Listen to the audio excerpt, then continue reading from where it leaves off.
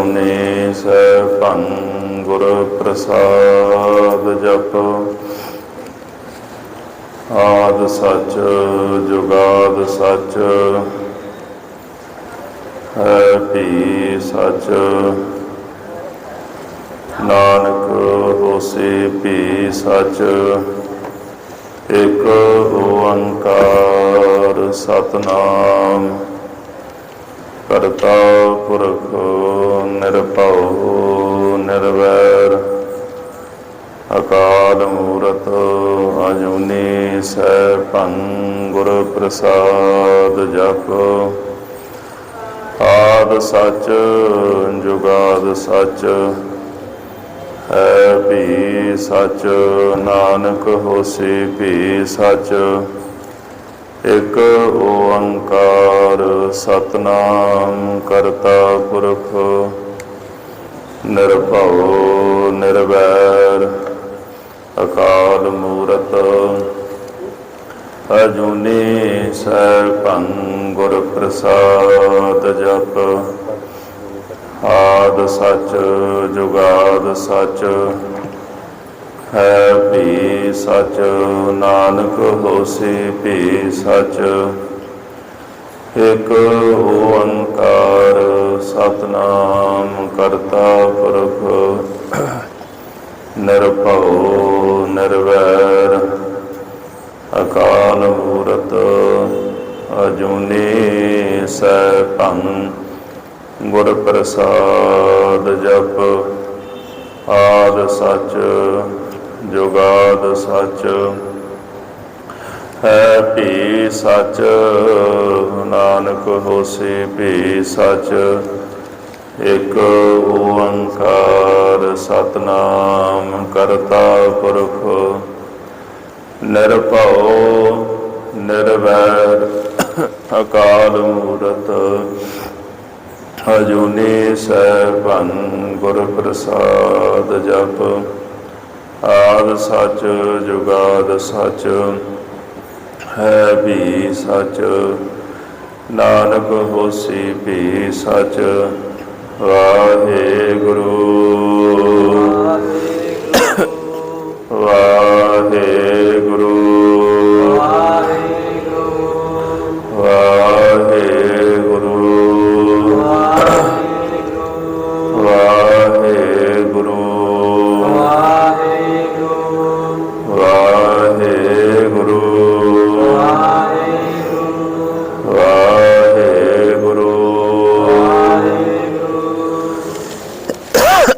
ਸਤਿਨਾਮ ਸ੍ਰੀ ਵਾਹਿਗੁਰੂ ਸਾਹਿਬ ਜੀ। ਤੀਰਥ ਤਪ ਦਇਆ ਦਤ ਦਾਨ ਜੇ ਕੋ ਪਾਵੈ ਤਿਲ ਕਾ ਮਾਨ। ਸੁਣਿਆ ਮੰਨਿਆ ਮਨ ਕੀਤਾ ਪਾਉ ਅੰਤਰਗਤ ਤੀਰਥ ਮਲ ਨਾਉ। ਸਭ ਗੁਣ ਤੇਰੇ ਮੈਂ ਨਾਹੀ ਕੋਈ ਵਿਣ ਗੁਣ ਕੀਤੇ ਭਗਤ ਨਾ ਹੋਇ। ਸੋ ਹਸਤ ਆਪ ਬਾਣੀ ਬਰਮਾਉ ਸਤ ਸੁਹਾਨ ਸਦਾ ਮਨ ਚਾਉ। ਕਵਨ ਸੋ ਵੇੜਾ ਵਕਤ ਕਵਨ ਕਵਨ ਥਿਤ ਕਵਨ ਵਾਰ। ਕਵਨ ਸੇ ਰੁਤੀ ਮਾਹੁ ਕਵਨ ਜਿਤ ਹੋਆ ਆਕਾਰ। ਵੇਲ ਨਾ ਪਾਈਆ ਪੰਡਤੀ ਜੇ ਹੋਵੇ ਲੇਖ ਪੁਰਾਣ। ਵਕਤ ਨਾ ਪਾਇਓ ਕਾਦੀਆ ਜੇ ਲਿਖਣ ਲੇਖ ਪੁਰਾਣ। ਹਿਤ ਵਾਰ ਨਾ ਜੋਗੀ ਜਾਣੈ ਰੁੱਤ ਮਾਹੋ ਨਾ ਕੋਈ। ਜਾ ਕਰਤਾ ਸ੍ਰਿਠੀ ਕੋ ਸਾਜੇ ਆਪੇ ਜਾਣੈ ਸੋਈ। ਕਿਵ ਕਰ ਆਖਾ ਕਿਵ ਸਾਲਾਈ ਕਿਉ ਵਰਨੀ ਕਿਵ ਜਾਣਾ। ਨਾਨਕ ਆਖਣ ਸਭ ਕੋ ਆਖੈ ਇਕ ਦੂ ਇਕ ਸਿਆਣਾ। ਵੱਡਾ ਸਾਹਿਬ ਵੱਡੀ ਨਾਈ ਕੀਤਾ ਜਾ ਕਾ ਹੋਵੈ। ਨਾਨਕ ਜੇ ਕੋ ਆਪੋ ਜਾਣੈ ਅੱਗੇ ਗਿਆ ਨਾ ਸੋ ਹੈ। ਵਾਹਿਗੁਰੂ ਜੀ ਕਾ ਖਾਲਸਾ ਵਾਹਿਗੁਰੂ ਜੀ ਕੀ ਫਤਿਹ। ਲਾਈਟ ਠੀਕ ਕਰਦੇ ਜਾ ਕੇ। जुग हो जुग अटल चबर छतर तख्त के मालिक दीन दुनिया के वाली साहिब गरीब नवाज धन धन श्री गुरु ग्रंथ साहिब जी महाराज सतगुरां दी पावन हजूरी अंदर जुड़ बैठे गुरु स्वरूप। इत्थे पाठ है जी अंतरगत।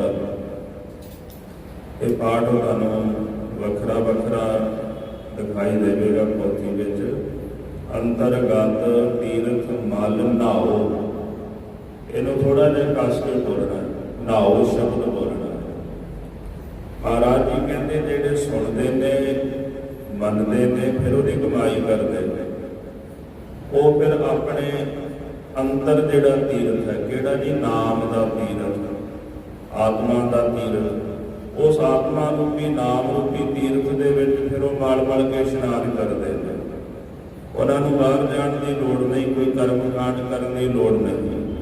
इस तरह फिर नाम जपने करके कमाई करने करके वो अपने अंतरात्मे तीर्थ विच इशनान करते हैं, मल के नहाउंदे हन। सब गुण तेरे मैं नाही कोई, सब गुण तेरे, इत्थे विश्राम दे के मैं नाही कोई। वाहिगुरू सारे गुण तेरे ही ने, तेरे विच ने सारे गुण, पर मेरे विच कोई गुण नहीं। जे मेरे विच कोई गुण भी होवेगा वो किहड़ा मेरा अपना है। मेरा कोई अपना गुण होवे ते मैं आखां भी मेरा है। इस वास्ते जितने भी गुण मेरे पास ने ना, ये सारे गुण वाहिगुरू तेरे ही बख्शिश कीते हुए हन। बिन गुण कीते भगत ना कोई, फिर बिन गुण कीते इत्थे इस तरह उचारने का करना है। महाराज जी कहते भी तुहाडे गुण परोपकार कीते तो बिना भगत ना होवे, भगती नहीं हो सकती। इत्थे जिहड़ा गुण का अर्थ है ना, इस जगह ते वो है जी परोपकार। जे तुसीं परोपकार नहीं करोगे मेरे ते, फिर मैं तुहाडी भगती किवें करांगा। ये तो तुहाडा तरस है, तुहाडी रहमत है। तुसीं रहमत करदे हो ते तुहाडी भगती करदे ही नहीं, तुहाडी रहमत दे नाल। महाराज सच्चे पातशाह जी गुरु अर्जन देव साहब जी का फरमान ਆਪਾਂ रोज पढ़ते हैं ना, तेरा कीता जातो नाही मैनू जो कितोई, मैं निर्गुण आरे गोकुल नाही आपे दर्श होई। मेरे विच गुण तां कोई नहीं, मैं निर्गुणा सी, तुसीं आपे ही मेरे उपर तरस कर दित्ता, रहमत कर दित्ती। गुण परोपकार, तुहाडे परोपकार कीते बिना भगती नहीं हो सकती। और दूसरा इहदा एक भाव अर्थ है, वेड़ गुण कीते भगत ना होए। जिन्नी देर तक गुणा नूं इकट्ठ, मतलब होंदा है कल्याण रूप। तुहाडी बाणी जिहड़ी वो कल्याण रूप है। आथ दा मतलब है तुहाडी बाणी कल्याण रूप है। तो बाणी बरमाओ ते तुसीं अपनी रसना दे नाल ਜਿਹੜੇ ਇਹ ਬਚਨ ਫਰਮਾਨ ਕੀਤੇ ਹਨ, ਇਹ ਕਲਿਆਣ ਰੂਪ ਨੇ। ਬਾਣੀ ਬਰਮਾਓ, ਬਰਮਾਓ ਦਾ ਮਤਲਬ ਹੈ ਵੀ ਫਰਮਾਨ ਕਰਨਾ। ਜਿਹੜੀ ਬਾਣੀ ਤੁਸੀਂ ਫਰਮਾਨ ਕੀਤੀ, ਉਚਾਰਨ ਕੀਤੀ ਹੈ, ਇਹ ਕਲਿਆਣ ਰੂਪ ਹੈ। ਸਤ ਸੁਹਾਣ ਸਦਾ ਮਨ ਚਾਉ, ਸਤ ਸੁਹਾਣ ਵਿਸ਼ਰਾਮ ਦੇ ਕੇ ਸਦਾ ਮਨ ਚਾਓ। ਤੁਹਾਡਾ ਜਿਹੜਾ ਸਰੂਪ ਹੈ ਉਹ ਸਤ ਹੈ, ਮਤਲਬ ਨਾਸ਼ ਨਹੀਂ ਹੁੰਦਾ ਕਦੇ। ਸੁਹਾਣ, ਸੁਹਾਣ ਦਾ ਮਤਲਬ ਹੈ ਚੇਤਨ। ਤੁਸੀਂ ਚੇਤਨ ਰੂਪ ਹੋ। ਸਦਾ ਮਨ ਚਾਓ, ਤੁਹਾਡੇ ਮਨ ਵਿੱਚ ਸਦਾ ਚਾਓ ਰਹਿੰਦਾ ਆ। ਯਾਨੀ ਕਿ ਪ੍ਰਭੂ ਸਤ ਹੈ, ਚੇਤਨ ਹੈ, ਆਨੰਦ ਰੂਪ ਹੈ। ਇਹ ਉਸ ਅਕਾਲ ਪੁਰਖ ਵਾਹਿਗੁਰੂ ਪਰਮੇਸ਼ਰ ਦੇ ਗੁਣ ਹਨ। ਉਹ ਸਤ ਹੈ, ਚੇਤਨ ਹੈ, ਆਨੰਦ ਰੂਪ ਹੈ। ਤੋ ਸਤ ਕਦੇ ਨਾਸ਼ ਨਹੀਂ ਹੁੰਦਾ। ਸੁਹਾਣ ਉਹ ਚੇਤਨ ਹੈ, ਸਦਾ ਮਨ ਚਾਓ, ਸਦਾ ਉਹਦੇ ਮਨ ਵਿੱਚ ਆਨੰਦ ਰਹਿੰਦਾ ਹੈ। ਕਵਣ ਸੋ ਵੇਲਾ ਵਖਤ ਕਵਣ, ਕਵਣ ਥਿਤ ਕਵਣ ਵਾਰ। ਇਸ ਪੰਕਤੀ ਤੇ ਧਿਆਨ ਰੱਖਣਾ ਜੀ। ਕਵਣ ਸੋ ਵੇਲਾ, ਇੱਥੇ ਵਿਸ਼ਰਾਮ ਦੇ ਕੇ ਜੀ ਵਖਤ ਕਵਣ, ਮੁੱਖ ਵਿਸ਼ਰਾਮ ਇੱਥੇ ਆਉਣਾ। ਪਹਿਲਾਂ ਜਮਕੀ ਆ ਜਾਣੀ ਹੈ, ਫਿਰ ਇੱਥੇ ਵਿਸ਼ਰਾਮ ਆ ਜਾਣਾ। ਕਵਣ ਸੋ ਵੇਲਾ ਵਖਤ, ਇਹ ਪਾਠ ਹੈ ਜੀ, ਇਹਨੂੰ ਖੱਖਾ ਵਿੱਚ ਰੱਖ ਕੇ ਵਖਤ ਬੋਲਣਾ। ਵਖਤ ਕਵਣ, ਫਿਰ ਕਵਣ ਥਿਤ ਕਵਣ ਵਾਰ। ਸਤਿਗੁਰੂ ਕਹਿੰਦੇ ਵੀ ਉਹ ਵੇਲਾ ਕਿਹੜਾ ਸੀ, ਜਦੋਂ ਸ੍ਰਿਸ਼ਟੀ ਬਣੀ ਜਾਂ ਜਦੋਂ ਪ੍ਰਭੂ ਬਣਿਆ। ਦੋਨੇ ਪੱਖ ਨੇ, ਜਦੋਂ ਪ੍ਰਭੂ ਬਣਿਆ ਜਾਂ ਜਦੋਂ ਸ੍ਰਿਸ਼ਟੀ ਪੈਦਾ ਹੋਈ, ਉਹ ਵੇਲਾ ਕਿਹੜਾ ਸੀਗਾ। ਫਿਰ ਦੂਜਾ ਸ਼ਬਦ ਹੈ ਜੀ ਵਖਤ। ਜਿਹੜੇ ਹਿੰਦੂ ਲੋਕ ਨੇ ਆਮ ਕਰਕੇ ਸਨਾਤਨ ਮਤ ਦੇ ਲੋਕ, ਉਹ ਵੇਲਾ ਕਹਿੰਦੇ ਨੇ, ਆਪਾਂ ਵੀ ਵੇਲਾ ਕਹਿੰਦੇ ਆ। ਇਸਲਾਮ ਦੇ ਵਿੱਚ ਇਹਨੂੰ ਵਖਤ ਕਹਿੰਦੇ ਨੇ, ਉਹ ਵਖਤ ਬੋਲਦੇ ਨੇ। ਉਹ ਵੇਲਾ ਕਿਹੜਾ ਸੀ, ਉਹ ਵਖਤ ਕਿਹੜਾ ਸੀ। ਕਵਣ ਥਿਤ, ਉਹ ਥਿਤ ਕਿਹੜੀ ਸੀ। ਦੂਜ ਸੀ, ਤੀਜ ਸੀ, ਚੌਥੀ ਸੀ, ਪੰਚਮੀ ਸੀ, ਛਟਮ ਸੀ। ਜਦੋਂ ਸ੍ਰਿਸ਼ਟੀ ਬਣੀ ਸੀ, ਉਹ ਥਿਤ ਕਿਹੜੀ ਸੀ।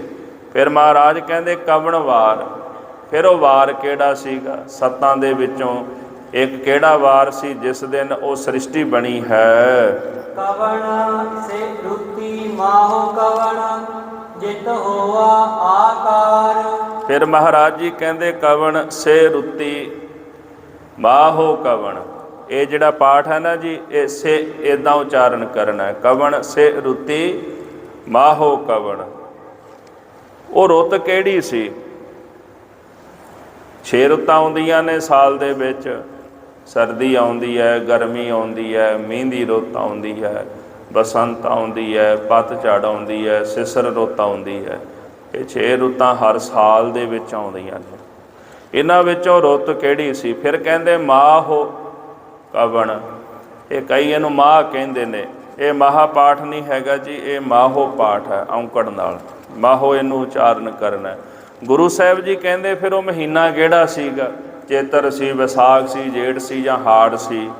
ਜਿਤ ਹੋਆ ਆਕਾਰ, ਜਿਸ ਵੇਲੇ ਇਹ ਸਾਰੀ ਸ੍ਰਿਸ਼ਟੀ ਦਾ ਆਕਾਰ ਬਣਿਆ ਹੈ। ਜਿਸ ਵੇਲੇ ਇਹ ਸਾਰੀ ਧਰਤੀ ਦਾ ਆਕਾਰ ਬਣਿਆ ਹੈ। ਵੇਲ ਨਾ ਪਾਈਆ ਪੰਡਤੀ ਜੇ ਹੋਵੇ ਲੇਖ ਪੁਰਾਣ। ਸਤਿਗੁਰੂ ਕਹਿੰਦੇ ਵੇਲ ਨਾ ਪਾਈਆ ਪੰਡਤੀ। ਇੱਥੇ ਜਿਹੜਾ ਪਾਠ ਆਪਾਂ ਉਚਾਰਨ ਕਰਨਾ, ਵੇਲ ਨਾ ਪਾਈਆ ਪੰਡਤੀ। ਇੱਕ ਪਾਈਆ ਪਾਠ, ਇਹਨੂੰ ਵੀ ਬਿਨਾਂ ਬਿੰਦੀ ਤੋਂ ਉਚਾਰਨ ਕਰਨਾ, ਬਿੰਦੀ ਨਹੀਂ ਲਾਉਣੀ ਇਹਦੇ ਉੱਪਰ। ਤੇ ਕਈ ਪਾਈਆਂ ਪਾਠ ਕਰਦੇ ਨੇ, ਇਹ ਵੀ ਪਾਠ ਜਿਹੜਾ ਉਹ ਅਸ਼ੁੱਧ ਪਾਠ ਹੈ। ਵੇਲ ਨਾ ਪਾਈਆ ਪੰਡਤੀ। ਫਿਰ ਸਾਹਿਬ ਕਹਿੰਦੇ ਜੇ ਹੋਵੇ ਲੇਖ ਪੁਰਾਣ। ਫਿਰ ਜੱਜੇ ਨੂੰ ਸਿਹਾਰੀ ਹੈ। ਫਿਰ ਜੇ ਇੱਦਾਂ ਪਾਠ ਜਿਹੜਾ ਉਹ ਉਚਾਰਨ ਕਰਨਾ ਹੈ। ਜਿਹੜੇ ਪੰਡਤ ਸਨ ਉਹਨਾਂ ਨੂੰ ਵੀ ਉਸ ਵੇਲੇ ਦਾ ਪਤਾ ਨਹੀਂ ਲੱਗਿਆ। ਜਿਵੇਂ ਵੇਦ ਵਿਆਸ ਆਦਿਕ ਜੀ ਜਿਹੜੇ ਵਿਦਵਾਨ ਪੰਡਤ ਹੋਏ, ਜਿਨ੍ਹਾਂ ਨੇ ਧਰਮ ਸ਼ਾਸਤਰ ਲਿਖੇ ਨੇ, ਉਹਨਾਂ ਨੂੰ ਵੀ ਉਸ ਵੇਲੇ ਦਾ ਪਤਾ ਨਹੀਂ ਲੱਗਿਆ। ਮਹਾਰਾਜ ਕਹਿੰਦੇ ਜੇ ਹੋਵੇ ਲੇਖ ਪੁਰਾਣ। ਜੇ ਉਹਨਾਂ ਨੂੰ ਪਤਾ ਹੁੰਦਾ ਨਾ, ਫਿਰ ਉਹਨਾਂ ਨੇ ਜਿਹੜੇ ਪੁਰਾਣ ਨੇ, 18 ਪੁਰਾਣ ਨੇ, ਉਹਨਾਂ ਪੁਰਾਣਾਂ ਵਿੱਚ ਲਿਖ ਜਾਣਾ ਸੀਗਾ ਵੀ ਇਸ ਵੇਲੇ ਸ੍ਰਿਸ਼ਟੀ ਬਣੀ, ਸਾਰਾ ਸੰਸਾਰ ਜਿਹੜਾ ਉਹ ਪ੍ਰਭੂ ਨੇ ਸਾਜਿਆ ਹੈ। ਸੋ ਇਸ ਵਾਸਤੇ ਉਹ ਵੇਲਾ ਜਿਹੜਾ ਹੈ ਉਹਦੇ ਬਾਰੇ ਪੰਡਤਾਂ ਨੂੰ ਵੀ ਨਹੀਂ ਪਤਾ ਲੱਗਿਆ। ਵਖਤ ਨਾ ਪਾਇਓ ਕਾਦੀਆ ਜੇ ਲਿਖਣ ਲੇਖ ਪੁਰਾਣ। ਫਿਰ ਵਖਤ ਇੱਦਾਂ ਉਚਾਰਨ ਕਰਨਾ ਹੈ। ਵਖਤ ਨਾ ਪਾਇਓ ਕਾਦੀਆ। ਇਹ ਪਾਠ ਨਾ ਪੋਲਾ ਜਿਹਾ ਉਚਾਰਨ ਹੈ, ਕਾਦੀਆ। ਇਹਨੂੰ ਕਾਦੀਆ ਨਹੀਂ ਕਹਿਣਾ ਜੀ, ਕਾਦੀਆ। ਇਹ ਜਿਵੇਂ ਕਾਜੀ ਸ਼ਬਦ ਹੈ ਨਾ, ਉਹਦਾ ਵਾਚਕ ਹੈ ਕਾਦੀਆ। ਵਖਤ ਨਾ ਪਾਇਓ ਕਾਦੀਆ ਜੇ ਲਿਖਣ ਲੇਖ ਕੁਰਾਨ। ਸਤਿਗੁਰੂ ਕਹਿੰਦੇ ਜਿਹੜੇ ਕਾਜੀ ਸਨ ਉਹਨਾਂ ਨੇ ਵੀ ਉਸ ਵਕਤ ਦੀ, ਉਸ ਵੇਲੇ ਦੀ, ਸਮੇਂ ਦੀ ਪਹਿਚਾਣ ਨਹੀਂ ਕੀਤੀ। ਉਹਨਾਂ ਨੂੰ ਵੀ ਉਸ ਸਮੇਂ ਦਾ ਪਤਾ ਨਹੀਂ ਲੱਗਿਆ ਵੀ ਸ੍ਰਿਸ਼ਟੀ ਕਦੋਂ ਬਣੀ। ਜੇਕਰ ਉਹਨਾਂ ਨੂੰ ਪਤਾ ਹੁੰਦਾ, ਫਿਰ ਕਹਿੰਦੇ ਲਿਖਣ ਲੇਖ ਕੁਰਾਨ। ਫਿਰ ਉਹ ਕੁਰਾਨ ਵਿੱਚ, ਤੋਰੇਤ ਵਿੱਚ, ਅੰਜੀਲ ਵਿੱਚ, ਬਾਈਬਲ ਵਿੱਚ, ਇਹਨਾਂ ਗ੍ਰੰਥਾਂ ਵਿੱਚ ਲਿਖ ਜਾਂਦੇ। ਪਰ ਕਿਸੇ ਗ੍ਰੰਥ ਦੇ ਵਿੱਚ ਵੀ ਜ਼ਿਕਰ ਨਹੀਂ ਆਇਆ, ਕਿਸੇ ਪੁਰਾਣ ਵਿੱਚ ਜ਼ਿਕਰ ਨਹੀਂ ਆਇਆ, ਕਿਸੇ ਕੁਰਾਨ ਵਿੱਚ ਜ਼ਿਕਰ ਨਹੀਂ ਆਇਆ ਕਿ ਕਦੋਂ ਵਾਹਿਗੁਰੂ ਨੇ ਸ੍ਰਿਸ਼ਟੀ ਬਣਾਈ ਹੈ।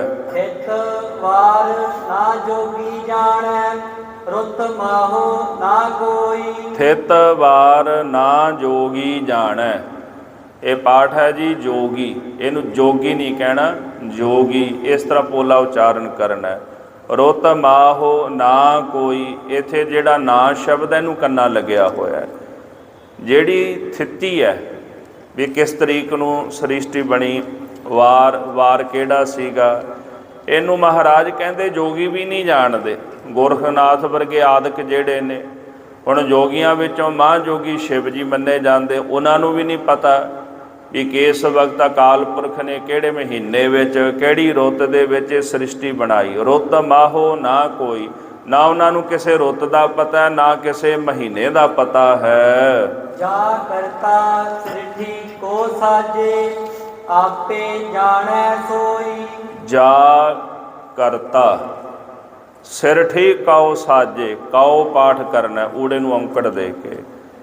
ਆਪੇ ਜਾਣੈ ਸੋਈ, ਜਿਹੜਾ ਵਾਹਿਗੁਰੂ ਕਰਤਾ ਹੈ, ਬਣਾਉਣ ਵਾਲਾ ਹੈ, ਜਿਸ ਨੇ ਇਹ ਸ੍ਰਿਸ਼ਟੀ ਬਣਾਈ ਹੈ, ਜਿਹਨੇ ਸੰਸਾਰ ਸਾਜਿਆ ਹੈ, ਉਹ ਅਕਾਲ ਪੁਰਖ ਆਪੇ ਹੀ ਜਾਣਦਾ ਹੈ ਕਿ ਉਹਨਾਂ ਨੇ ਕਦੋਂ ਇਸ ਸ੍ਰਿਸ਼ਟੀ ਨੂੰ ਬਣਾਇਆ, ਕਿਹੜਾ ਮਹੀਨਾ ਸੀ, ਕਿਹੜਾ ਵੇਲਾ ਸੀ, ਕਿਹੜਾ ਵਕਤ ਸੀਗਾ ਜਦੋਂ ਵਾਹਿਗੁਰੂ ਨੇ ਸਾਰਾ ਕੁਝ ਬਣਾਇਆ।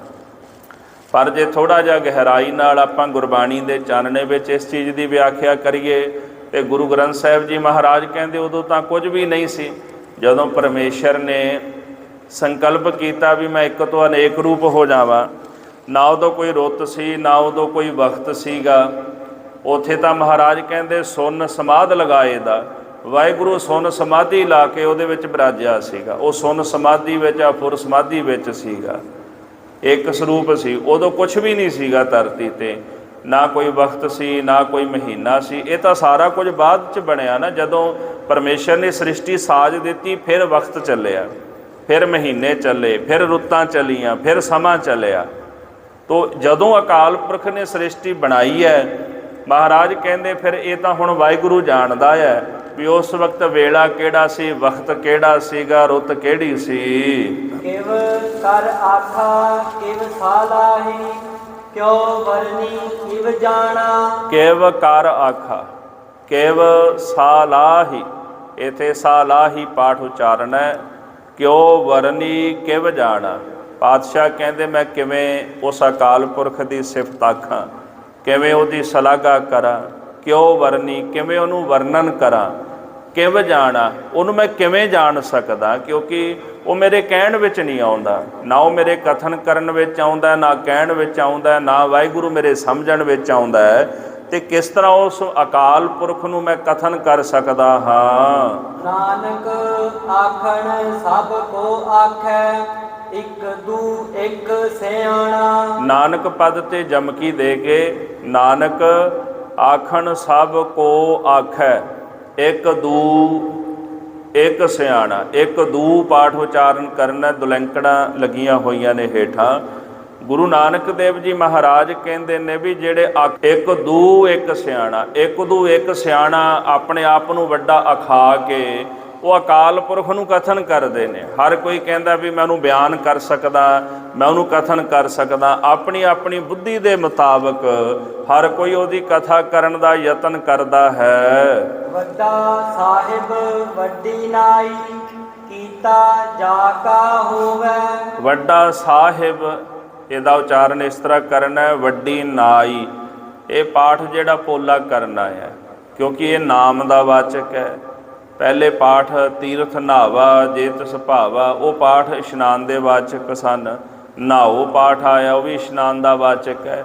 ਇਹ ਪਾਠ ਨਾਮ ਦਾ ਵਾਚਕ ਹੈ। ਵੱਡਾ ਸਾਹਿਬ ਵੱਡੀ ਨਾਈ, ਕੀਤਾ ਜਾ ਕਾ ਹੋਵੇ। ਅਕਾਲ ਪੁਰਖ ਜਿਹੜਾ ਹੈ ਉਹ ਵੱਡਾ ਹੈ, ਸਭ ਤੋਂ ਵੱਡਾ, ਸਭਨਾਂ ਦਾ ਮਾਲਕ ਹੈ। ਫਿਰ ਉਹਦਾ ਨਾਮ ਵੀ ਵੱਡਾ ਹੈ। ਦੇਖੋ ਜਿਤਨੀ ਉੱਚੀ ਬਿਲਡਿੰਗ ਹੋਵੇ ਨਾ, ਮਕਾਨ ਜਿੰਨਾ ਉੱਚਾ ਹੋਵੇ, ਉਹਦੇ ਉੱਤੇ ਚੜ੍ਹਨ ਵਾਸਤੇ ਪੌੜੀ ਵੀ ਓਡੀ ਵੱਡੀ ਚਾਹੀਦੀ ਹੁੰਦੀ ਹੈ ਨਾ। ਜਿੰਨਾ ਵੱਡਾ ਮਕਾਨ ਓਨੀ ਵੱਡੀ ਪੌੜੀ। ਪਰਮੇਸ਼ਰ ਦੇ ਘਰ ਨੂੰ ਜਾਣ ਵਾਸਤੇ ਪੌੜੀ ਵੀ ਤਾਂ ਓਨੀ ਵੱਡੀ ਚਾਹੀਦੀ ਹੈ ਨਾ, ਰੱਬ ਦੇ ਘਰ ਵਿੱਚ ਜਾਣ ਲਈ। ਤੋ ਸਤਿਗੁਰਾਂ ਨੇ ਉਹ ਪੌੜੀ ਦੱਸ ਦਿੱਤੀ ਸਾਨੂੰ। ਕਹਿੰਦੇ ਵਾਹਿਗੁਰੂ ਆਪ ਵੱਡਾ, ਉਹਦੇ ਤੀਰਥ ਤਪ ਦਇਆ ਦਤ ਦਾਨ ਆਦਿਕ ਜਿੰਨੇ ਵੀ ਕਰਮ ਨੇ, ਸਾਰੀਆਂ ਛੋਟੀਆਂ ਪੌੜੀਆਂ ਛੋਟੀਆਂ ਰਹਿ ਜਾਂਦੀਆਂ, ਉਹਦੇ ਘਰ ਤਾਂ ਹੀ ਨਹੀਂ ਪਹੁੰਚਦੀਆਂ। ਵੱਡੀ ਪੌੜੀ ਨਾਮ ਦੀ ਪੌੜੀ ਹੈ। ਇਹ ਪੌੜੀ ਉਹਦੇ ਘਰ ਤਾਈਂ ਪਹੁੰਚਦੀ ਹੈ। ਇਸ ਕਰਕੇ ਵੱਡਾ ਸਾਹਿਬ ਵੱਡੀ ਨਾਈ, ਉਹ ਵੱਡਾ ਮਾਲਕ ਹੈ, ਉਹਦਾ ਨਾਮ ਵੀ ਵੱਡਾ ਹੈ। ਸਤਿਗੁਰੂ ਕਹਿੰਦੇ ਕੀਤਾ ਜਾ ਕਾ ਹੋਵੈ, ਇਹ ਪਾਠ ਜਾ ਕਾ ਅਲੱਗ-ਅਲੱਗ ਉਚਾਰਨ ਹੈ। ਉਸੇ ਹੀ ਮਾਲਕ ਦਾ ਕੀਤਾ ਹੋਇਆ ਸਾਰਾ ਕੁਝ ਹੁੰਦਾ ਹੈ। ਸਭ ਕੁਝ ਉਹਦੀ ਆਗਿਆ ਵਿੱਚ, ਉਹਦੇ ਹੁਕਮ ਵਿੱਚ ਹੁੰਦਾ ਹੈ। ਨਾਨਕ ਜੇ ਕੋ ਆਪੋ ਜਾਣੈ, ਅੱਗੇ ਗਿਆ ਨਾ ਸੋ ਹੈ। ਨਾਨਕ ਪਾਤੇ ਜਮਕੀ ਦੇ ਕੇ ਜੇ ਕੋ ਆਪੋ, ਇਹ ਨਾ ਪੱਪੇ ਉੱਪਰ ਕਨੌੜਾ ਲੱਗਿਆ ਹੋਇਆ, ਆਪੋ ਜਾਣੈ ਅੱਗੇ ਗਿਆ ਨਾ ਸੋ ਹੈ। ਗੁਰੂ ਨਾਨਕ ਦੇਵ ਜੀ ਕਹਿੰਦੇ ਜੇਕਰ ਕੋਈ ਆਪਣੇ ਆਪ ਨੂੰ ਇਹ ਜਾਣਦਾ ਹੋਵੇ ਵੀ ਮੈਂ ਉਸ ਵੇਲੇ ਦਾ ਜ਼ਿਕਰ ਕਰ ਸਕਦਾ ਜਦੋਂ ਨੇ ਸ੍ਰਿਸ਼ਟੀ ਬਣਾਈ, ਮੈਂ ਰੱਬ ਦੀ ਬੇਅੰਤਤਾ ਬਾਰੇ ਬਹੁਤ ਕੁਝ ਕਹਿ ਸਕਦਾ, ਰੱਬ ਬਾਰੇ ਬਹੁਤ ਕੁਝ ਬੋਲ ਸਕਦਾ ਆ। ਮਹਾਰਾਜ ਕਹਿੰਦੇ ਅਸਲੀਅਤ ਇਹ ਹੈ ਵੀ ਉਹ ਰੱਬ ਬਾਰੇ ਇੱਕ ਤਿਲ ਮਾਤਰ ਵੀ ਨਹੀਂ ਬੋਲ ਸਕਦਾ। ਅੱਗੇ ਗਿਆ ਨਾ ਸੋ ਹੈ। ਇਹੋ ਜਿਹਾ ਮਨੁੱਖ ਅੱਗੇ ਦਰਗਾਹ ਵਿੱਚ ਜਾ ਕੇ ਸ਼ੋਭਾ ਨਹੀਂ ਪਾਉਂਦਾ, ਕਿਉਂਕਿ ਉਹ ਪਰਮੇਸ਼ਰ ਨੂੰ ਪਾਉਂਦਾ ਨਹੀਂ। ਉਹਦਾ ਅੰਦਰ ਦਾ ਅਭਿਮਾਨ, ਉਹਦੇ ਅੰਦਰ ਦਾ ਹੰਕਾਰ ਰੱਬ ਨੂੰ ਚੰਗਾ ਨਹੀਂ ਲੱਗਦਾ। ਹਰ ਜੂ ਹੰਕਾਰ ਨਾ ਭਾਵਈ ਵੇਦ ਕੂਕ ਸੁਣਾਵੈ, ਰੱਬ ਨੂੰ ਕਿਸੇ ਦਾ ਹੰਕਾਰ ਚੰਗਾ ਨਹੀਂ ਲੱਗਦਾ। ਸਤਿਗੁਰੂ ਇਸ ਕਰਕੇ ਕਹਿੰਦੇ ਨੇ ਵੀ ਦਰਗਾਹ ਵਿੱਚ ਗਿਆ ਹੋਇਆ ਅੱਗੇ ਉਹ ਸ਼ੋਭਾ ਨਹੀਂ ਪਾਉਂਦਾ ਜਿਹੜਾ ਇਹ ਕਹਿ ਸਕਦਾ ਵੀ ਮੈਂ ਉਸ ਅਕਾਲ ਪੁਰਖ ਨੂੰ ਜਾਣਦਾ ਹਾਂ, ਉਹਦੇ ਬਾਰੇ ਬਹੁਤ ਕੁਝ ਜਾਣਦਾ, ਜਾਂ ਉਹਦੀ ਬਣਾਈ ਹੋਈ ਸ੍ਰਿਸ਼ਟੀ ਬਾਰੇ ਜਾਣਦਾ ਹਾਂ। ਪਾਤਾਲਾ ਪਾਤਾਲ ਲਖ ਆਗਾਸਾ ਆਗਾਸ, ਪਾਤਾਲਾ ਪਾਤਾਲ ਲਖ। ਪਾਤਾਲਾ ਇਹ ਪੱਪੇ ਨੂੰ ਵੀ ਕਰਨਾ ਜੀ, ਪਹਿਲੇ ਵਾਲਾ ਪਾਠ ਵੀ ਤੇ ਦੂਜਾ ਵੀ, ਦੋਨਾਂ ਨੂੰ ਪੱਪੇ ਨੂੰ ਕੰਨਾ ਲੱਗਿਆ ਹੋਇਆ। ਪਾਤਾਲਾ ਪਾਤਾਲ ਲਖ, ਜਿਹੜਾ ਹੁਣ ਇਹ ਲੱਖ ਸ਼ਬਦ ਹੈ ਇਹਨੂੰ ਦੇਲੀ ਦੀਪਕ ਕਹਿੰਦੇ ਨੇ। ਦੇਲੀ ਦੀਪਕ ਜਿਵੇਂ ਆਪਾਂ ਘਰ ਦੀ ਦਹਲੀਜ਼ ਵਿੱਚ ਦਰਵਾਜ਼ੇ ਵਿੱਚ ਦੀਵਾ ਬਾਲ ਦਿੰਦੇ ਆ ਨਾ, ਉਹ ਅੰਦਰ ਵੀ ਚਾਨਣ ਕਰਦਾ, ਬਾਹਰ ਵੀ ਕਰਦਾ। ਦਰਵਾਜ਼ੇ ਦੇ ਵਿੱਚ ਪਈ ਹੋਈ ਚੀਜ਼ ਦੋਨੇ ਪਾਸੇ ਚਾਨਣਾ ਕਰਦੀ ਹੈ। ਅਰਥਾਂ ਵੇਲੇ ਇਹ ਸ਼ਬਦ ਦੋਨੇ ਪਾਸੇ ਲੱਗਦਾ, ਪਰ ਉਚਾਰਨ ਵੇਲੇ ਇੱਕ ਪਾਸੇ ਲੱਗਦਾ। ਪਾਤਾਲਾ ਪਾਤਾਲ ਲਖ, ਸਤਿਗੁਰੂ ਕਹਿੰਦੇ ਲੱਖਾਂ ਹੀ ਪਤਾਲ ਨੇ। ਆਗਾਸਾ ਆਗਾਸ, ਲੱਖਾਂ ਹੀ ਕਹਿੰਦੇ ਆਕਾਸ਼ ਨੇ। ਇੱਕ ਆਕਾਸ਼ ਤੋਂ ਪਰੇ ਦੂਜਾ ਆਕਾਸ਼, ਦੂਜੇ ਆਕਾਸ਼ ਤੋਂ ਪਰੇ ਤੀਜਾ ਆਕਾਸ਼ ਹੈ, ਕਿਉਂਕਿ ਉਸ ਕਰਤੇ ਦੀ ਜਿਹੜੀ ਰਚਨਾ ਹੈ ਉਹਦਾ ਅੰਤ ਪਾਇਆ ਨਹੀਂ ਜਾ ਸਕਦਾ। ਆਪ ਵੀ ਵੱਡਾ ਹੈ, ਉਹਦਾ ਨਾਮ ਵੀ ਵੱਡਾ ਹੈ, ਉਹਦੀ ਰਚਨਾ ਵੀ ਵੱਡੀ ਹੈ। ਤੋ ਜਦੋਂ ਗੁਰੂ ਨਾਨਕ ਸਾਹਿਬ ਜੀ ਮਹਾਰਾਜ ਬਗਦਾਦ ਗਏ ਨਾ, ਗੁਰੂ ਨਾਨਕ ਦੇਵ ਜੀ ਮਹਾਰਾਜ ਨੇ ਉੱਥੇ ਅੰਮ੍ਰਿਤ ਵੇਲੇ ਇਹ ਜਾਪ ਕਰਦੇ ਪਏ ਸਨ, ਤੇ ਦਸਤਗੀਰ ਦਾ ਇੱਕ ਚੇਲਾ ਉੱਥੇ ਆਇਆ। ਉਹਨੇ ਬਾਣੀ ਜਦੋਂ ਸੁਣੀ ਤੇ ਦਸਤਗੀਰ ਨੂੰ ਜਾ ਕੇ ਆਖਿਆ ਜੀ ਕੋਈ ਹਿੰਦੀ ਫਕੀਰ ਆਇਆ ਹੈ, ਉਹ ਇੱਦਾਂ ਕਹਿ ਰਿਹਾ ਵੀ ਲੱਖਾਂ ਪਤਾਲ ਤੇ ਲੱਖਾਂ ਆਕਾਸ਼ ਨੇ। ਕਹਿੰਦੇ ਦਸਤਗੀਰ ਮਹਾਰਾਜ ਕੋਲ ਆਇਆ। ਇਹ ਪ੍ਰਸੰਗ ਬੜਾ ਵੱਡਾ, ਮੈਂ ਸੰਖੇਪ ਵਿੱਚ ਬੇਨਤੀ ਕਰਨ ਲੱਗਾ। ਜਦੋਂ ਦਸਤਗੀਰ ਗੁਰੂ ਸਾਹਿਬ ਜੀ ਦੇ ਕੋਲ ਆਇਆ, ਕਹਿੰਦਾ ਜੀ ਮੁਹੰਮਦ ਸਾਹਿਬ ਤਾਂ ਕਹਿੰਦੇ ਵੀ 14 ਤਬਕ ਨੇ, 7 ਪਤਾਲ ਤੇ 7 ਆਕਾਸ਼ ਨੇ, ਤੇ 7ਵੇਂ ਆਕਾਸ਼ ਤੇ ਖੁਦਾ ਬੈਠਾ ਆ, ਤੇ ਤੁਸੀਂ ਲੱਖਾਂ ਦੀ ਗੱਲ ਕਰਦੇ ਹੋ। ਪਾਤਸ਼ਾਹ ਕਹਿੰਦੇ ਇਹ ਤਾਂ ਆਪਣੀ ਆਪਣੀ ਪਹੁੰਚ ਹੈ, ਕਿਸੇ ਨੇ ਲੱਖਾਂ ਜਾਣ ਲਏ, ਕਿਸੇ ਨੇ 14 ਜਾਣੇ। ਇਹ ਤਾਂ ਹਰ ਕਿਸੇ ਦੇ ਅੰਦਰ ਦੀ ਅਵਸਥਾ ਹੈ ਨਾ, ਜਿਹਨੇ ਜਿੰਨਾ ਕੁ ਜਾਣਿਆ ਉਹਨੇ ਉਨਾ ਕੁ ਬਿਆਨ ਕਰ ਦਿੱਤਾ। ਕਹਿੰਦਾ ਮੈਂ ਨਹੀਂ ਮੰਨ ਸਕਦਾ। ਮਹਾਰਾਜ ਕਹਿੰਦੇ ਫਿਰ ਵਿਖਾ ਦਿੰਦੇ ਆ। ਭਾਈ ਗੁਰਦਾਸ ਸਾਹਿਬ ਜੀ ਲਿਖਦੇ ਨੇ ਕਿ ਦਸਤਗੀਰ ਨੇ ਆਪਣਾ ਪੁੱਤਰ ਭੇਜਿਆ ਮਹਾਰਾਜ ਨਾਲ। ਉਹਦੇ ਪੁੱਤਰ ਨੂੰ ਨਾਲ ਲੈ ਕੇ ਗੁਰੂ ਨਾਨਕ ਦੇਵ ਜੀ ਮਹਾਰਾਜ ਗਏ, ਉਹਨੂੰ ਲੱਖਾਂ ਪਤਾਲ ਤੇ ਲੱਖਾਂ ਹੀ ਆਕਾਸ਼ ਵਿਖਾਏ। ਉਹਦੇ ਪੁੱਤਰ ਨੂੰ ਇਉਂ ਜਾਪਿਆ ਕਿ ਪਤਾ ਨਹੀਂ ਕਿੰਨੇ ਕੁ ਸਾਲ ਲੰਘ ਗਏ। ਉਹ ਜਦੋਂ ਲੱਖਾਂ ਪਤਾਲ ਲੱਖਾਂ ਆਕਾਸ਼ ਵੇਖਦਿਆਂ ਵੇਖਦਿਆਂ ਥੱਕ ਗਿਆ।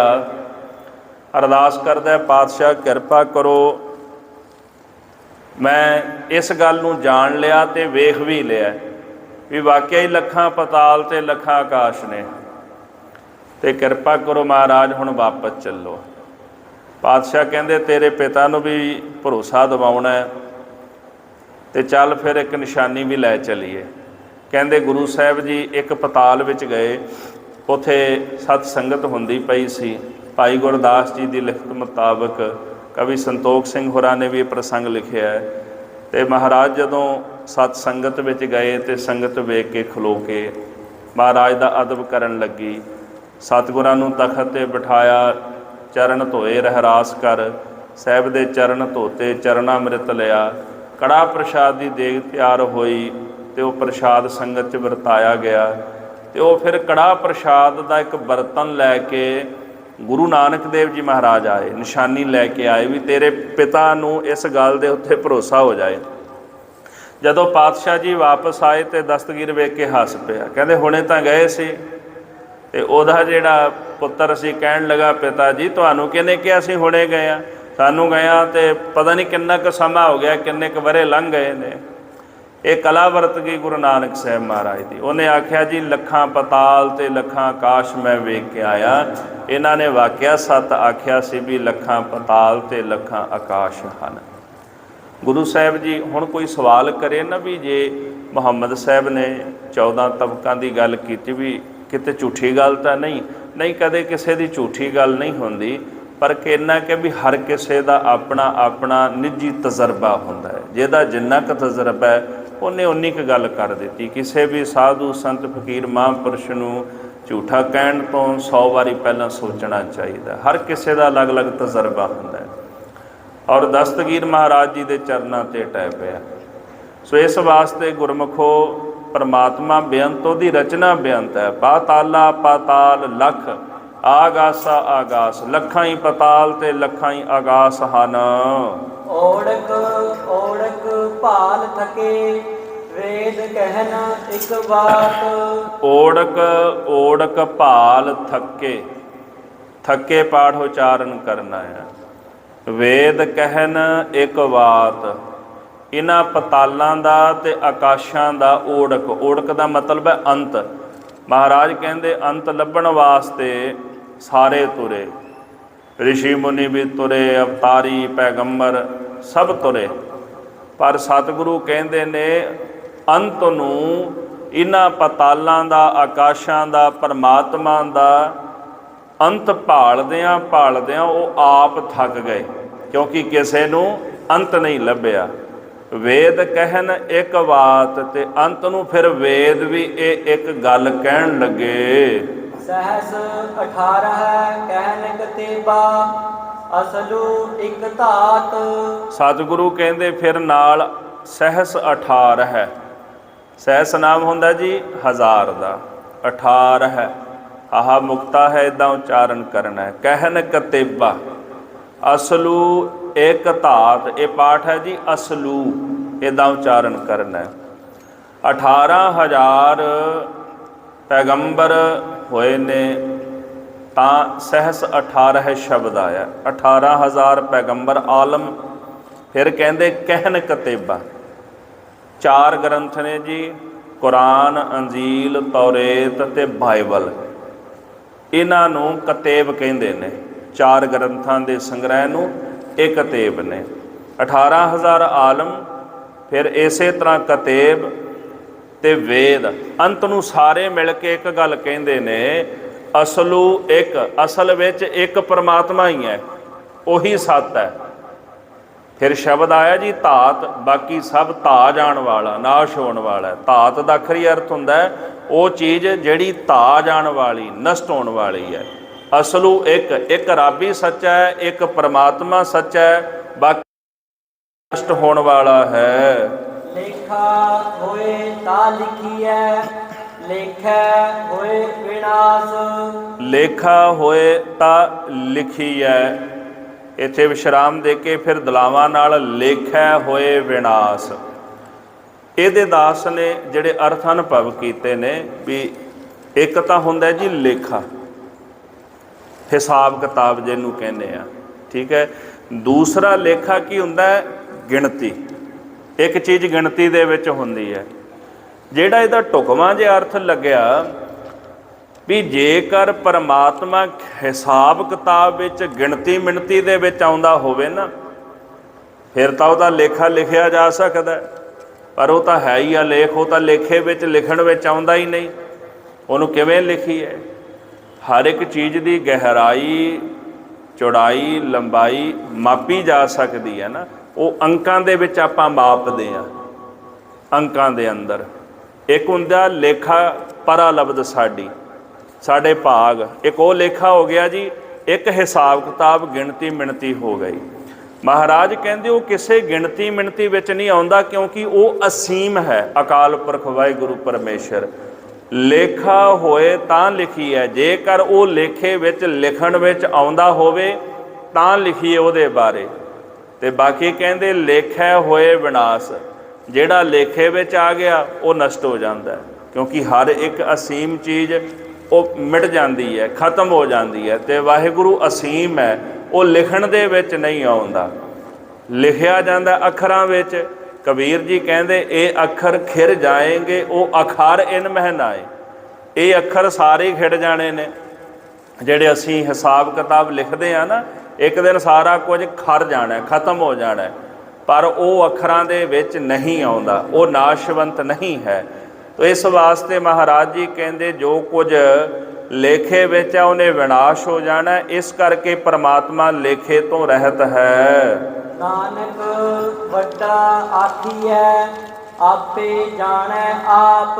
ਸ੍ਰੀ ਗੁਰੂ ਨਾਨਕ ਦੇਵ ਜੀ ਮਹਾਰਾਜ ਕਹਿੰਦੇ ਨਾਨਕ ਵੱਡਾ ਆਖੀ ਹੈ, ਉਸ ਵਾਹਿਗੁਰੂ ਨੂੰ ਵੱਡਾ ਕਰਕੇ ਆਖੀ ਹੈ, ਵੱਡਾ ਕਰਕੇ ਸਲਾਹੀਏ। ਸਤਿਗੁਰ ਵੱਡਾ ਕਰ ਸਲਾਹੀ ਹੈ, ਜਿਸ ਵਿੱਚ ਵੱਡੀਆਂ ਵਡਿਆਈਆਂ।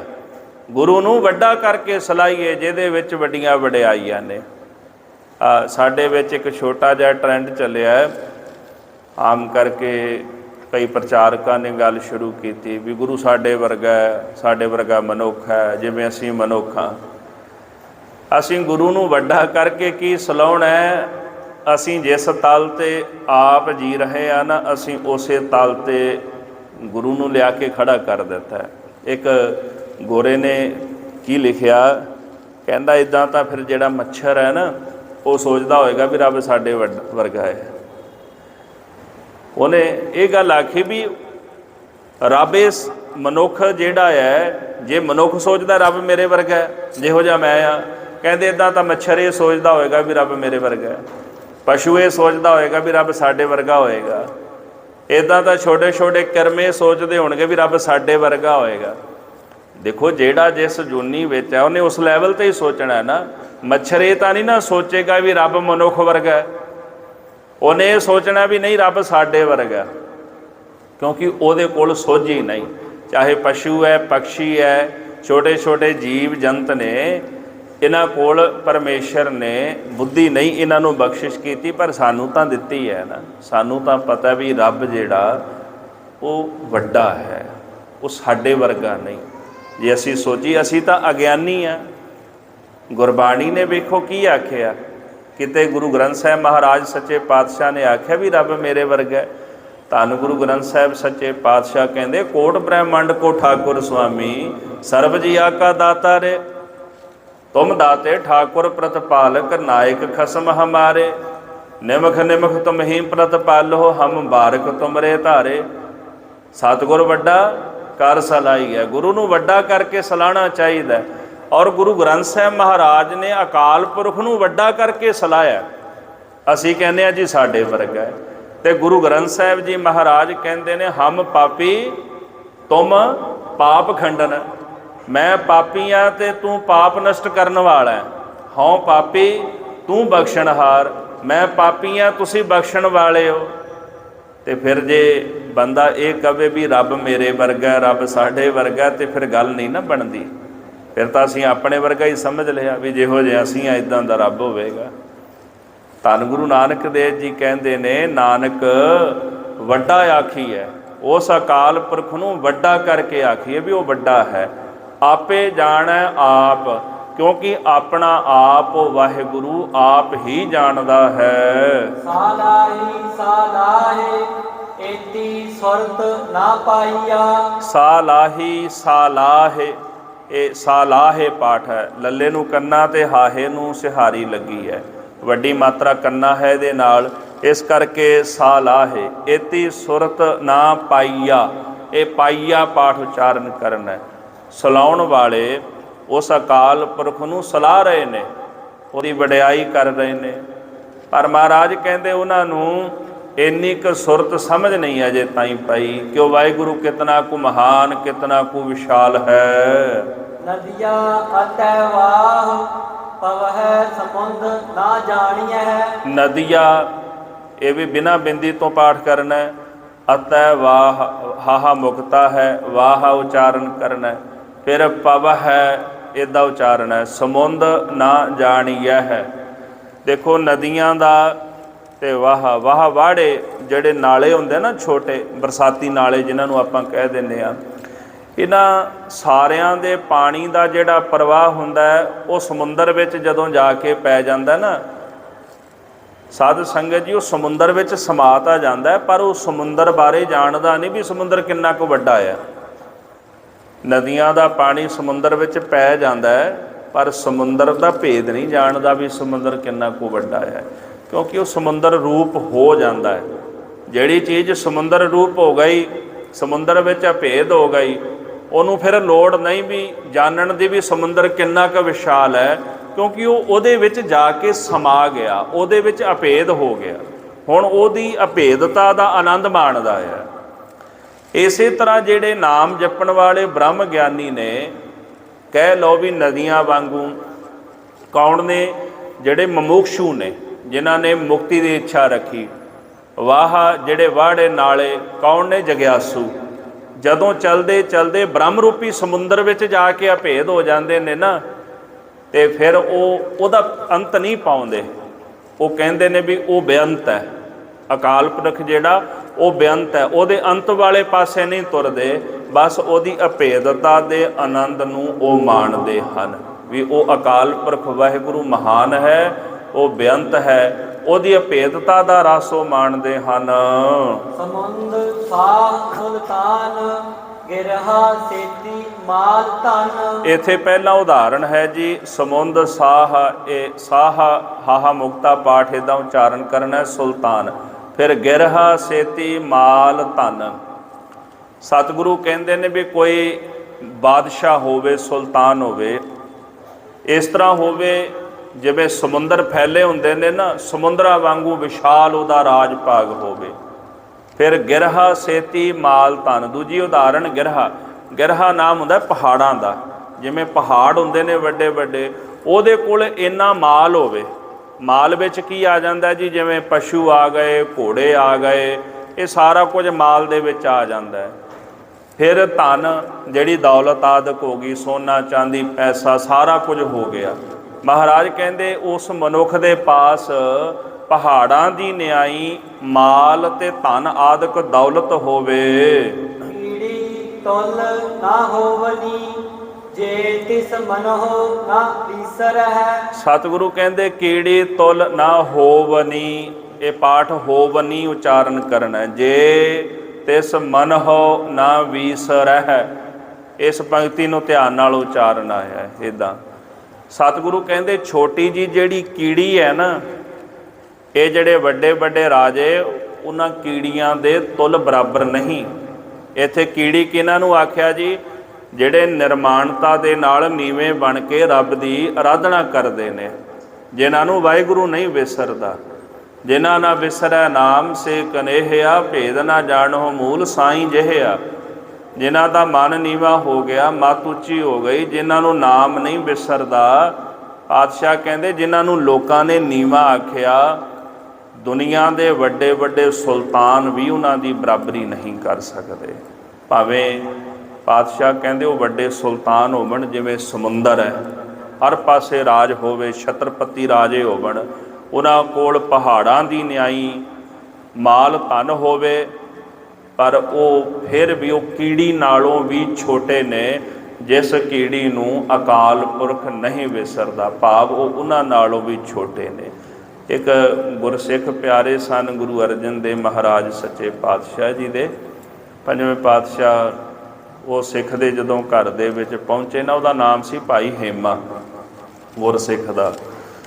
ਅਤੇ ਸਤਿਗੁਰੂ ਉਹਦੇ ਘਰ ਵਿੱਚ ਜਦੋਂ ਗਏ, ਟੁੱਟੀ ਜਿਹੀ ਉਹਦੀ ਝੌਂਪੜੀ ਸੀ, ਔਰ ਲੱਕੜਾਂ ਇਕੱਠੀਆਂ ਕਰਕੇ ਜੰਗਲ ਵਿੱਚੋਂ ਵੇਚ ਕੇ ਗੁਜ਼ਾਰਾ ਕਰਦਾ ਸੀ ਆਪਣਾ। ਜਦੋਂ ਸਾਹਿਬ ਨੇ ਚਰਨ ਪਾਏ, ਉਹਨੇ ਬੜੀ ਸੇਵਾ ਕੀਤੀ। ਸਵੇਰ ਦੇ ਸਮੇਂ ਨਾ ਗੁਰਸਿੱਖ ਕਹਿਣ ਲੱਗੇ, ਪਾਤਸ਼ਾਹ ਵੀ ਇਹ ਸਿੱਖ ਬੜਾ ਗਰੀਬ ਹੈ, ਇਹਦੇ ਕੋਲ ਰਹਿਣ ਨੂੰ ਚੰਗਾ ਘਰ ਨਹੀਂ, ਚੰਗੇ ਬਸਤਰ ਨਹੀਂ, ਵੇਖਣ ਨੂੰ ਇਦਾਂ ਲੱਗਦਾ ਵੀ ਜਿਵੇਂ ਰਿਸ਼ਤੇਦਾਰ ਸਾਕ ਸੰਬੰਧੀ ਵੀ ਇਹਦੇ ਨੇੜੇ ਨਹੀਂ ਆਉਂਦਾ। ਤੇ ਪਾਤਸ਼ਾਹ ਉੱਥੇ ਫਿਰ ਫਰਮਾਨ ਕਰਦੇ, ਬਸਤਾ ਟੁੱਟੀ ਝੁੰਪੜੀ ਚੀਰ ਸਭ ਛਿੰਨਾ, ਜਾਤ ਨਾ ਪਾਤ ਨਾ ਅਦਰੋ ਉਦਿਆਨ ਪਰਮਿੰਨਾ। ਪਾਤਸ਼ਾਹ ਕਹਿੰਦੇ ਭਾਵੇਂ ਟੁੱਟੀ ਜੀ ਝੌਂਪੜੀ ਵਿੱਚ ਰਹਿੰਦਾ ਹੈ, ਸਰੀਰ ਦੇ ਬਸਤਰ ਵੀ ਫਟੇ ਪੁਰਾਣੇ ਮੈਲੇ ਕੁਚੈਲੇ ਨੇ, ਨਾ ਚੰਗੀ ਜਾਤ ਨਾ ਪਾਤ ਹੈ, ਨਾ ਕੋਈ ਆਦਰ ਕਰਦਾ, ਕੋਈ ਸਨਮਾਨ ਦਿੰਦਾ, ਨਾ ਇਹਦਾ ਕੋਈ ਮਿੱਤਰ ਹੈ, ਨਾ ਰੂਪ ਚੰਗਾ ਹੈ, ਨਾ ਕੋਈ ਸਾਕ ਸੰਬੰਧੀ ਹੈ। ਇਤਨਾ ਕੁਝ ਹੋਣ ਦੇ ਬਾਵਜੂਦ ਭਾਵੇਂ ਉਦਿਆਨ ਭਰਮੀਨਾ ਜੰਗਲਾਂ ਵਿੱਚ ਸਾਰਾ ਦਿਨ ਭਰਮਦਾ ਰਹਿੰਦਾ, ਲੱਕੜ ਇਕੱਠੀ ਕਰਦਾ ਨਾ, ਪਰ ਅਖੀਰ 'ਚ ਮਹਾਰਾਜ ਕਹਿੰਦੇ ਰਾਜਾ ਸਗਲੀ ਸ੍ਰਿਸ਼ਟ ਕਾ ਹਰ ਨਾਮ ਮਨ ਪਿੰਨਾ। ਇਹ ਸਾਰੀ ਸ੍ਰਿਸ਼ਟੀ ਦਾ ਰਾਜਾ ਹੈ, ਕਿਉਂਕਿ ਇਹਦਾ ਮਨ ਵਾਹਿਗੁਰੂ ਦੇ ਨਾਮ ਦੇ ਵਿੱਚ ਭਿੱਜਿਆ ਹੋਇਆ। ਇਹ ਨਾਮ ਜਪਦਾ, ਨਾਮ ਜਪਣ ਵਾਲੇ ਸ਼ਾਹ ਸੁਲਤਾਨ ਹੁੰਦੇ ਨੇ, ਉਹ ਸਭ ਤੋਂ ਵੱਡੇ ਹੁੰਦੇ ਨੇ। ਇਸ ਵਾਸਤੇ ਮਹਾਰਾਜ ਜੀ ਕਹਿੰਦੇ ਜਿਹੜੇ ਵੱਡੇ ਵੱਡੇ ਸੁਲਤਾਨ ਵੀ ਨਾਮ ਜਪਣ ਵਾਲਿਆਂ ਦੀ ਬਰਾਬਰੀ ਨਹੀਂ ਕਰ ਸਕਦੇ। ਅੰਤ ਨਾ ਸਿਫਤੀ ਕਹਿਣ ਨਾ ਅੰਤ, ਅੰਤ ਨਾ ਸਿਫਤੀ, ਨੰਨਾ ਮੁਕਤਾ ਹੈ, ਕਹਿਣ ਨਾ ਅੰਤ, ਇੱਦਾਂ ਉਚਾਰਨ ਕਰਨਾ ਹੈ। ਮਹਾਰਾਜ ਕਹਿੰਦੇ ਉਹਦੀ ਸਿਫਤ ਕਰਨ ਦੇ ਨਾਲ ਵੀ ਉਹਦਾ ਅੰਤ ਨਹੀਂ ਪੈਂਦਾ। ਕੋਈ ਆਖੇ ਵੀ ਮੈਂ ਉਹਦੀ ਸਿਫਤ ਕਰੀ ਜਾਵਾਂ ਵੀ ਮੈਂ ਉਹਦਾ ਅੰਤ ਪਾ ਲਵਾਂ, ਨਹੀਂ ਪਾ ਸਕਦੇ। ਫਿਰ ਕਹਿਣ ਨਾ ਅੰਤ, ਫਿਰ ਉਹਦੇ ਕਹਿਣ ਵਾਲਿਆਂ ਦਾ ਵੀ ਅੰਤ ਨਹੀਂ। ਪਤਾ ਨਹੀਂ ਕਿੰਨੇ ਕੁ ਹਨ ਜਿਹੜੇ ਉਹਦੀ ਸਿਫਤ ਕਰ ਰਹੇ ਨੇ। ਉਸਤਤ ਕਰ ਹੈ ਅਨੇਕ ਜਨ ਅੰਤ ਨਾ ਪਾਰਾਵਾਰ, ਅਨੇਕਾਂ ਹੀ ਜਨ ਉਹਦੀ ਉਸਤਤੀ ਕਰਦੇ ਨੇ ਜਿਨ੍ਹਾਂ ਦਾ ਪਾਰਾਵਾਰ ਨਹੀਂ ਪਾਇਆ ਜਾ ਸਕਦਾ। ਅੰਤ ਨਾ ਕਰਨੈ ਦੇਣ ਨਾ ਅੰਤ, ਅੰਤ ਨਾ ਕਰਨੈ, ਦੁਲਾਵਾਂ ਦੇ ਨਾਲ ਉਚਾਰਨ ਕਰਨਾ ਜੀ। ਫਿਰ ਦੇਣ ਨਾ ਅੰਤ। ਸਤਿਗੁਰੂ ਕਹਿੰਦੇ ਉਹਨੇ ਜੋ ਸ੍ਰਿਸ਼ਟੀ ਬਣਾਈ ਹੈ ਨਾ, ਕਰਨਾ, ਕਰਨਾ ਦਾ ਭਾਵ ਅਰਥ ਹੈ ਵੀ ਜਿਹੜਾ ਕੀਤਾ ਹੋਇਆ ਸੰਸਾਰ ਹੈ ਉਹਦਾ, ਇਹਦਾ ਵੀ ਅੰਤ ਨਹੀਂ ਪਾਇਆ ਜਾ ਸਕਦਾ। ਦੇਣ ਨਾ ਅੰਤ, ਜਿੰਨੀਆਂ ਉਹਨੇ ਦਾਤਾਂ ਸੰਸਾਰ ਨੂੰ ਦਿੱਤੀਆਂ ਹੋਈਆਂ ਉਹਦਾ ਵੀ ਅੰਤ ਨਹੀਂ ਪਾਇਆ ਜਾ ਸਕਦਾ।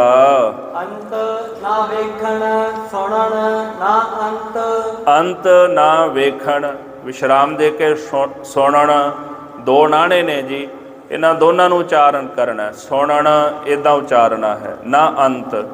ਸਤਿਗੁਰੂ ਕਹਿੰਦੇ ਨੇ ਕਿ ਬਹੁਤ ਸਾਰੀਆਂ ਵਸਤੂਆਂ ਸੰਸਾਰ ਵਿੱਚ ਵੇਖਣ ਲਈ ਨੇ, ਉਹਨਾਂ ਦਾ ਅੰਤ ਨਹੀਂ ਹੈ। ਬਹੁਤ ਕੁਝ ਸੁਣਨ ਲਈ, ਉਹਦਾ ਵੀ ਅੰਤ ਨਹੀਂ ਹੈ। ਇਹਦਾ ਇਹ ਪਹਿਲਾ ਅਰਥ ਹੈ ਜੀ। ਦੂਜਾ ਇਹਦਾ ਅਰਥ ਹੈ ਕਿ ਅਕਾਲ ਪੁਰਖ ਵਾਹਿਗੁਰੂ ਪਰਮੇਸ਼ਰ ਜੋ ਸਾਰਿਆਂ ਦੇ ਅੰਦਰ ਸਾਹੀ ਰੂਪ ਹੋ ਕਰਕੇ ਸਭ ਕੁਝ ਵੇਖ ਰਹੇ ਹੈ, ਉਸ ਵਾਹਿਗੁਰੂ ਦਾ ਅੰਤ ਨਹੀਂ ਪਾਇਆ ਜਾ ਸਕਦਾ। ਤੇ ਜਿਹੜਾ ਸਾਰਿਆਂ ਦੇ ਅੰਦਰ ਬਹਿ ਕਰਕੇ ਚੇਤਨ ਸੱਤਾ ਦੁਆਰਾ ਸੁਣਨ, ਸਾਰਾ ਕੁਝ ਸੁਣ ਰਿਹਾ ਹੈ, ਉਸ ਅਕਾਲ ਪੁਰਖ ਦਾ ਅੰਤ ਨਹੀਂ ਪਾਇਆ ਜਾ ਸਕਦਾ।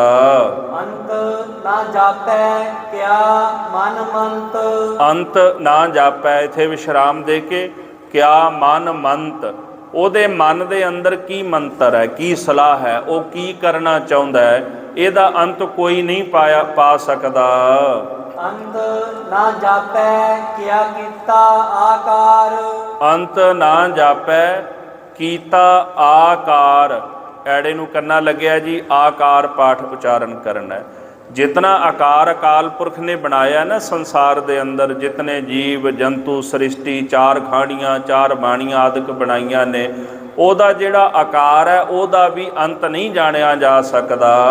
ਅੰਤ ਨਾ ਜਾਪੈ ਪਾਰਾਵਾਰ, ਅੰਤ ਨਾ ਜਾਪੈ, ਇੱਥੇ ਵਿਸ਼ਰਾਮ ਦੇ ਕੇ ਜੀ ਪਾਰਾਵਾਰ।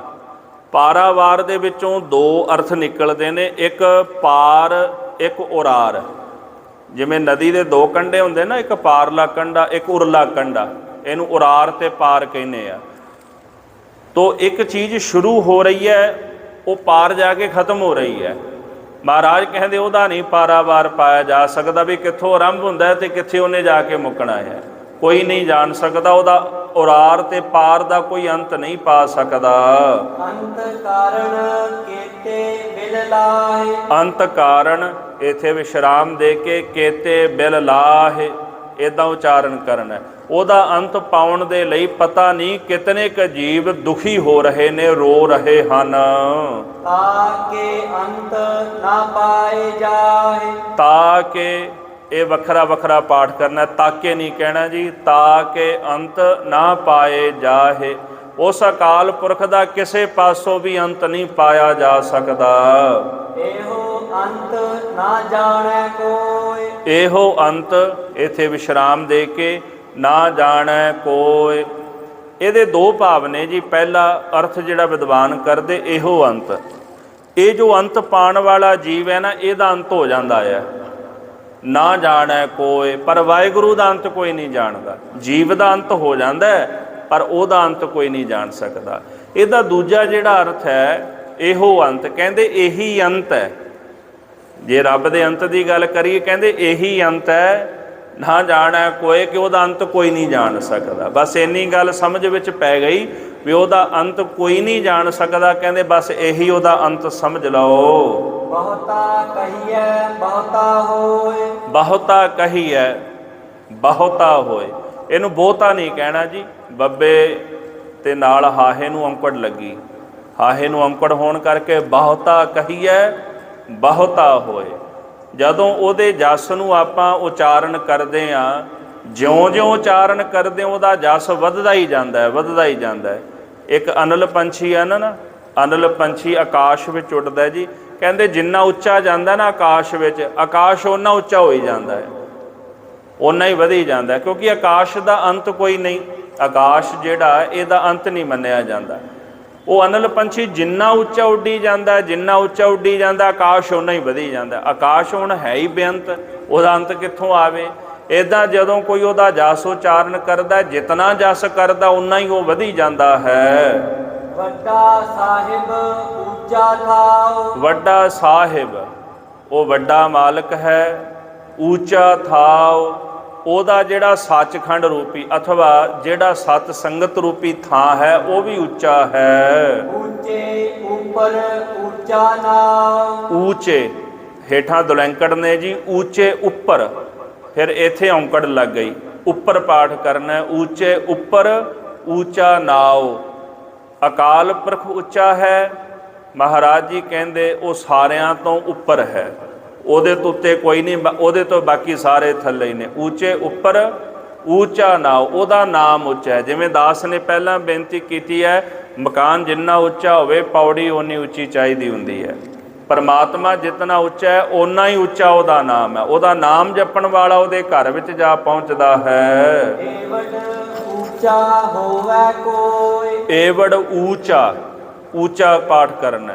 ਹੋਵੇ ਕੋਈ, ਜਿਤਨਾ ਉੱਚਾ ਉਹਦਾ ਨਾਮ ਹੈ। ਜੇਕਰ ਇਤਨਾ ਉੱਚਾ ਕੋਈ ਹੋ ਸਕੇ, ਜਿੰਨਾ ਉੱਚਾ ਉਹਦਾ ਨਾਮ ਹੈ ਨਾ, ਜਿੰਨਾ ਮਹਾਨ ਉਹਦਾ ਨਾਮ ਹੈ, ਜੇਕਰ ਕੋਈ ਕਰਮ ਇੰਨਾ ਉੱਚਾ ਹੋਵੇ, ਤੀਰਥਾਂ ਤੇ ਜਾਣਾ ਇੰਨਾ ਉੱਚਾ ਹੋਵੇ, ਜਪ ਤਪ ਕਰਨਾ ਇੰਨਾ ਉੱਚਾ ਹੋਵੇ, ਕਰਮਕਾਂਡ ਕਰਨੇ ਇੰਨੇ ਉੱਚੇ ਹੋਵਣ, ਤਾਂ ਹੀ ਉਹਨੂੰ ਜਾਣਿਆ ਜਾ ਸਕਦਾ ਨਾ। ਪਰ ਜਿਤਨਾ ਉੱਚਾ ਉਹਦਾ ਨਾਮ ਹੈ, ਇੰਨਾ ਉੱਚਾ ਸੰਸਾਰ ਵਿੱਚ ਕੁਝ ਵੀ ਨਹੀਂ। ਇਹਦਾ ਦੂਜਾ ਭਾਵ ਹੈ, ਏਵੜ ਉੱਚਾ ਹੋਵੇ ਕੋਈ। ਜਿਤਨਾ ਉੱਚਾ ਉਹ ਵਾਹਿਗੁਰੂ ਅਕਾਲ ਪੁਰਖ ਹੈ। ਜੇਕਰ ਇਤਨਾ ਉੱਚਾ ਕੋਈ ਹੋਰ ਹੈ, ਇਸ ਉੱਚੇ ਕੋ ਜਾਣੈ ਸੋਏ। ਤਿਸ ਉੱਚੇ ਕਉ ਜਾਣੈ ਸੋਏ। ਉਸ ਉੱਚੇ ਵਾਹਿਗੁਰੂ ਨੂੰ ਫਿਰ ਉਹੀ ਜਾਣ ਸਕਦਾ। ਹੁਣ ਦੋਨੇ ਭਾਵ ਲੈ ਲੈਣਾ।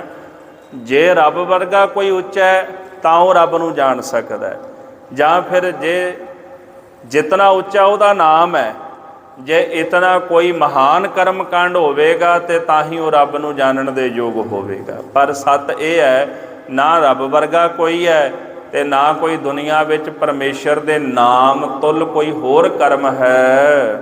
ਜੇਵੜ ਆਪ ਜਾਣੈ ਆਪ ਆਪ। ਜੇਵੜ ਆਪ, ਜਿਹੜਾ ਅਕਾਲ ਪੁਰਖ ਆਪ ਹੈ, ਜਾਣੈ ਆਪ ਆਪ। ਉਹ ਕੇਵਲ ਆਪ ਹੀ ਜਾਣਦਾ ਕਿ ਉਹ ਕਿਤਨਾ ਕੁ ਵੱਡਾ, ਕਿਤਨਾ ਕੁ ਮਹਾਨ ਹੈ। ਨਾਨਕ ਨਦਰੀ ਕਰਮੀ ਦਾਤ। ਨਾਨਕ ਪਾਤੇ ਜਮਕੀ ਦੇ ਕੇ ਨਦਰੀ ਕਰਮੀ ਦਾਤ। ਉਸ ਅਕਾਲ ਪੁਰਖ ਵਾਹਿਗੁਰੂ ਜੀ ਦੀ ਜਦੋਂ ਨਦਰ ਹੁੰਦੀ ਹੈ, ਉਹਦੀ ਨਦਰ ਦੇ ਨਾਲ ਉਹਦੀ ਬਖਸ਼ਿਸ਼ਾਂ ਦੀ ਦਾਤ ਮਨੁੱਖ ਨੂੰ ਪ੍ਰਾਪਤ ਹੁੰਦੀ ਹੈ। ਜਦੋਂ ਰਹਿਮਤਾਂ ਕਰ ਦਿੰਦਾ, ਫਿਰ ਉਹ ਬਖਸ਼ਿਸ਼ਾਂ ਦੀ ਦਾਤ ਮਨੁੱਖ ਦੀ ਝੋਲੀ ਵਿੱਚ ਪਾ ਦਿੰਦਾ। ਜਦੋਂ ਕੋਈ ਨਿਮਾਣਾ ਤੇ ਨਿਤਾਣਾ ਬਣ ਕੇ ਉਹਦੇ ਦਰ ਤੇ ਆ ਖਲੋਂਦਾ ਹੈ।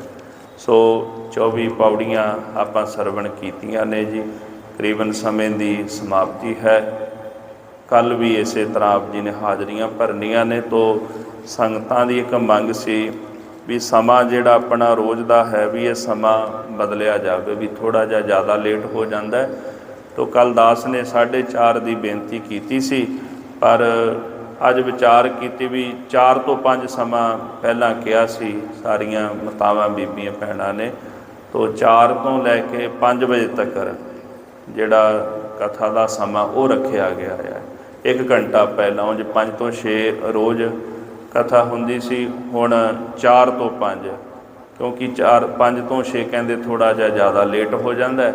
ਇਸ ਵਾਸਤੇ ਕੱਲ੍ਹ ਤੋਂ 4 ਵਜੇ ਆਪ ਜੀ ਸਾਰੀਆਂ ਸੰਗਤਾਂ ਨੇ ਹਾਜ਼ਰੀਆਂ ਭਰ ਕੇ ਮਹਾਰਾਜ ਸੱਚੇ ਪਾਤਸ਼ਾਹ ਜੀ ਦੀ ਬਾਣੀ ਦਾ ਲਾਹਾ ਪ੍ਰਾਪਤ ਕਰਨਾ, ਭੁੱਲਾਂ ਚੁੱਕਾਂ ਦੀ ਖਿਮਾ ਕਰਨਗੇ ਜੀ। ਹਾਂਜੀ। ਜੇਵਡ ਆਪ ਜਾਣੈ ਆਪ ਆਪ, ਨਾਨਕ ਨਦਰੀ ਕਰਮੀ ਦਾਤ। ਵਾਹਿਗੁਰੂ ਜੀ ਕਾ ਖਾਲਸਾ, ਵਾਹਿਗੁਰੂ ਜੀ ਕੀ ਫਤਿਹ।